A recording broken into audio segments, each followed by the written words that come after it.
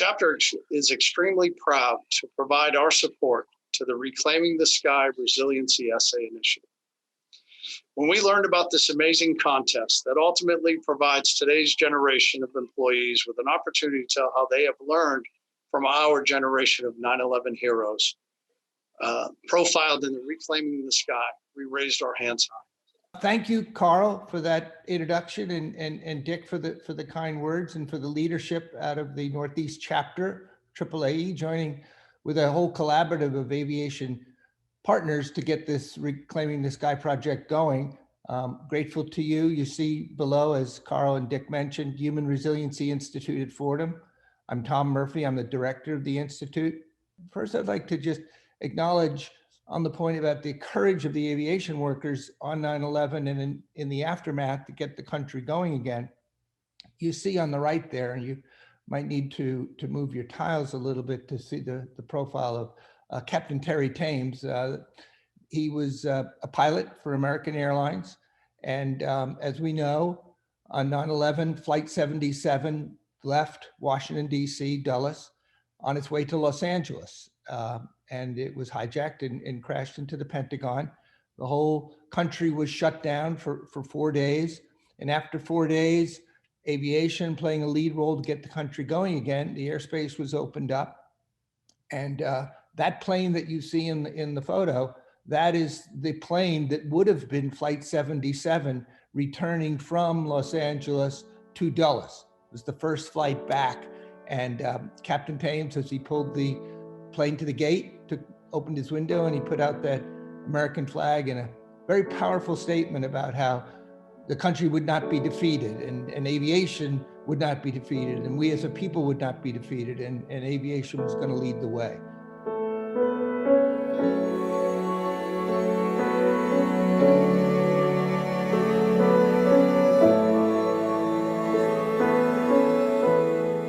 There were stories about the brave police and the brave firemen, firewomen, all worthy stories, but there was no story about the people on the aviation side.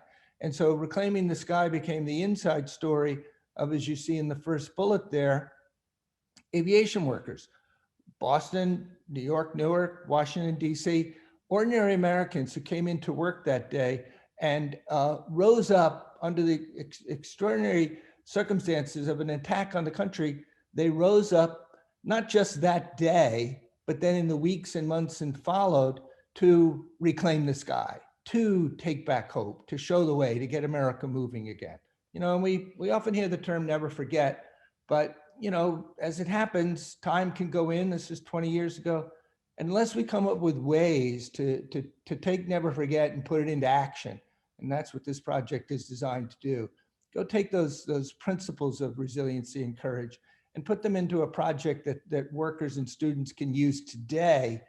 That becomes an action statement around never forget, so that we can keep those stories of our brave colleagues from that period alive and current, which they are, and we want them to be always.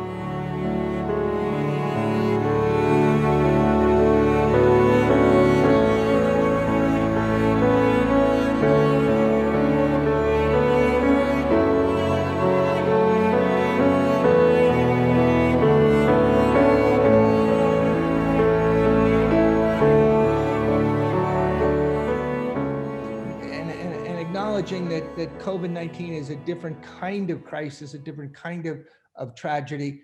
Nevertheless, the COVID crisis, it calls upon the same kinds of strengths to respond and bounce back and take back hope. And that is, resiliency. How do we bounce back?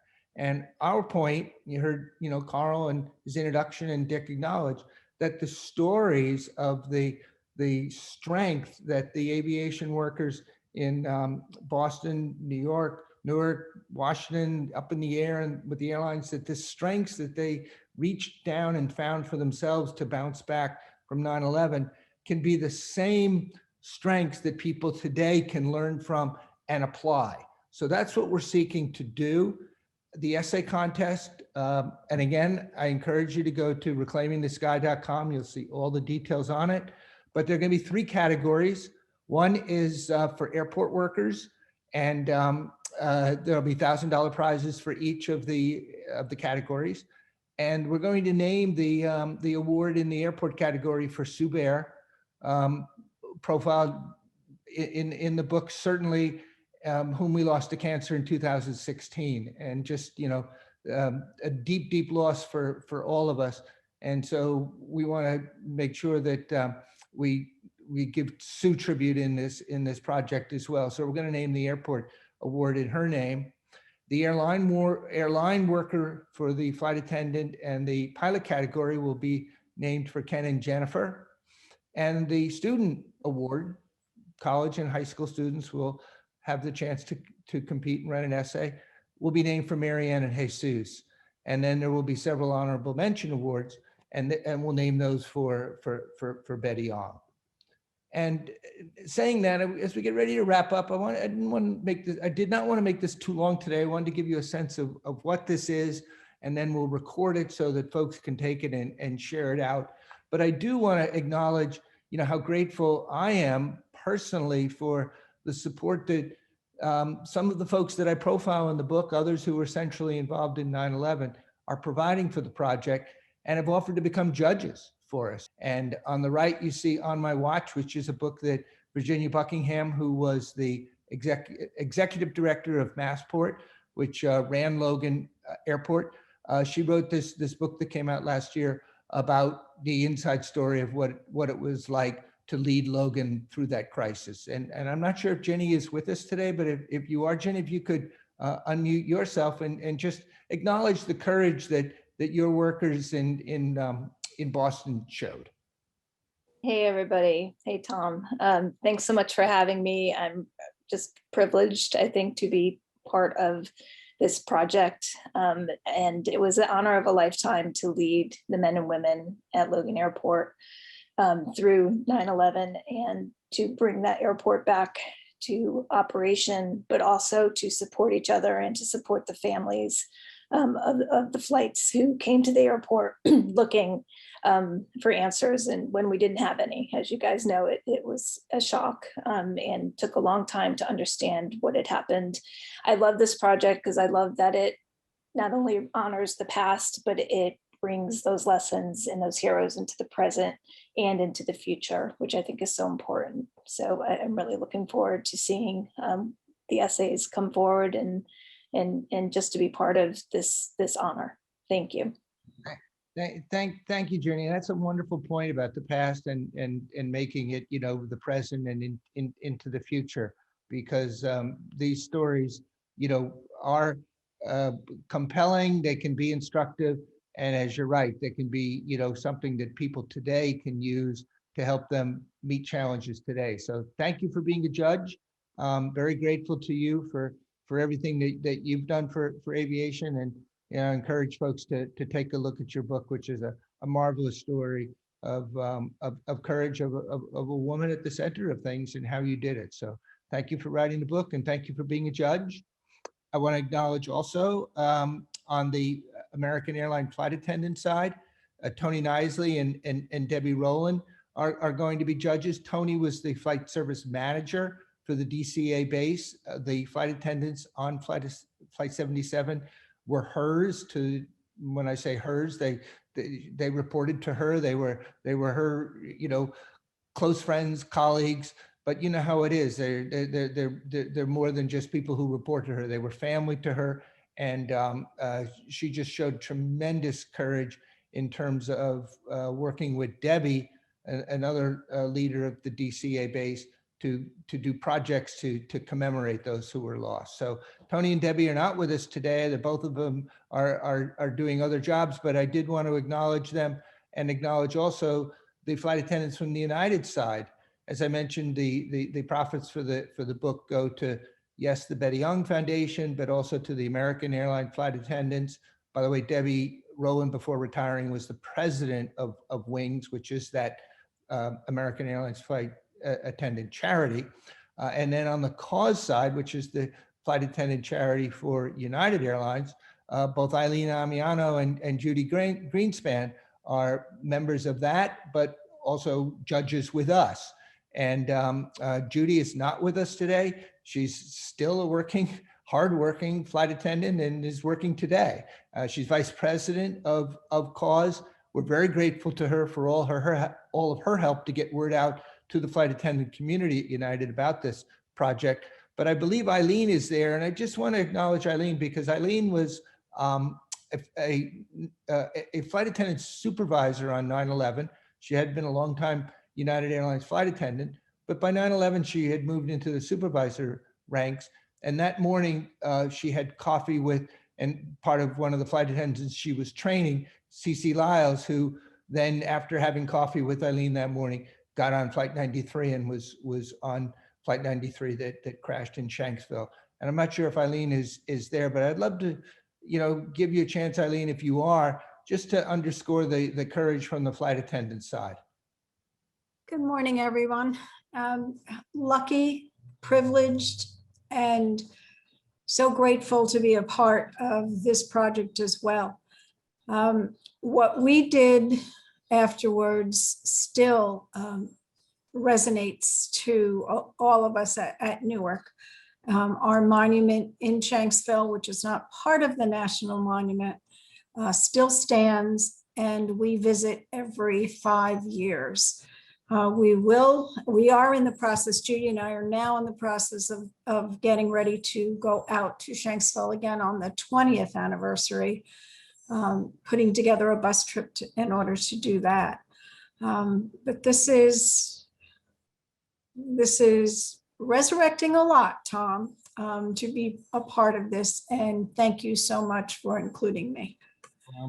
Thank you to you and Judy on the flight attendant side. We've got leaders on the airport side, and I'll talk also about on the school side in a moment. But I want to thank you, Eileen, for all that you have done and that you do. So thank you enormously. Port Authority Police, Tom Inez, he's a humble person, but Tom, I'm going to ask you to just say a quick hello. Tom, as folks know, Port Authority Police, whenever there was an emergency any place in the system, they rushed to it. And as the buildings were burning at Ground Zero, people obviously were rushing away. Well, Tom was one of the police officers who raced to it and was there on the ground as the buildings were burning, directing people to safety. And then not only that, following that day, as I mentioned, these are folks who rose up in the weeks and months that follow. Tom every night went back to the, as they call it, the pile, and contributed his services there on the recovery effort. So, I know you're a humble guy, Tom, but we're enormously proud to have you as part of our judging team. And if you are there, if you want to just unmute yourself and say a quick hello about your Port Authority police brethren. Good afternoon. Yes, I am quiet and humble, but being a cop, you tend to branch out sometimes. We were more impressed with how the airport community got together after the attack, and Sue Bear was instrumental, along with our captain, creating a PA family center so that we could help the families get information, even though there wasn't that much information coming out. That was probably one of the things that kept us together during the 12-hour shifts. And then working with the airport community, with Homeland Security, with the TSA program, it was interesting. Stuff I wouldn't want to go back to, but I'm glad I was part of it, and now I'm enjoying retirement. Thank you. Tom, thank you. And again, I started by saying you are a humble guy, you certainly are, but a very, courageous guy. And I can tell you that we've already, done some of this project with students already. And the story about what you and your police did by rushing, to the emergency while everybody necessarily was rushing out, really struck those young people. So thank you for your service then. And thank you for being a judge, Tom. Grateful. And I'd like to also acknowledge Cedric Fulton. Cedric was the head of the Port Authority bus terminal during this period when I was doing the customer service training for the airports and for the Port Authority. The day before 9/11, I was down there with Cedric at the bus terminal, and I vividly remember, going into the office where the Port Authority Police had their office at the bus terminal, and obviously the next day, as we heard from Tom, when there's an emergency, they rush to it, and everybody in that room that day, rushed to it, and several were lost. So an enormous courage, and as Tom said, that it was what they did after to reach down and find that courage to keep going. So Cedric, I'd love to give you, if you're there, a chance to acknowledge the heroism on the Port Authority side. Absolutely. And good morning, everyone. And I'm humbled to be here to talk about this group of people. 9/11 changed my life like it did, I'm sure, most of the people here on this call. In terms of the recognition of the importance of family and life, mission, team, and leadership, forever changed. I joined the Port Authority in 1992, and when I got there, one of the first things I was told was that you have to meet Sue Bear because she's a rock star. We probably weren't using that term then, but that was the message that was conveyed, and indeed that proved to be the case. She was iconic, and everybody who ever met her recognized her for her not just leadership acumen, but also her humanity, and that's what certainly touched my heart. The interesting thing, I wanted to be like Sue Bear when I grew up. Interestingly, she ran bridges and tunnels. I ran bridges and tunnels, and then she went off to aviation. I got to spend 1 year in aviation working for her in Bill Dakota, but then I got called back to tunnels and bridges. I say unfortunately, but this is an amazing tribute of the skills and the resiliencies that are necessary for the not just the aviation industry, I have to say the transportation industry as whole, to grab hold on it, to recognize what it takes to move forward. I retired from the MTA after I left the Port Authority. I'm now on the board of New Jersey Transit, and transit's hurting pretty bad right now, as is aviation. And I believe that these competencies and these skill sets and the lessons that people are going to write about in these essays really are going to be helpful and transformational for our next generation of leaders. So I'm just so honored to be a part of this, and I can't wait to read them, and I look forward to working with all of you.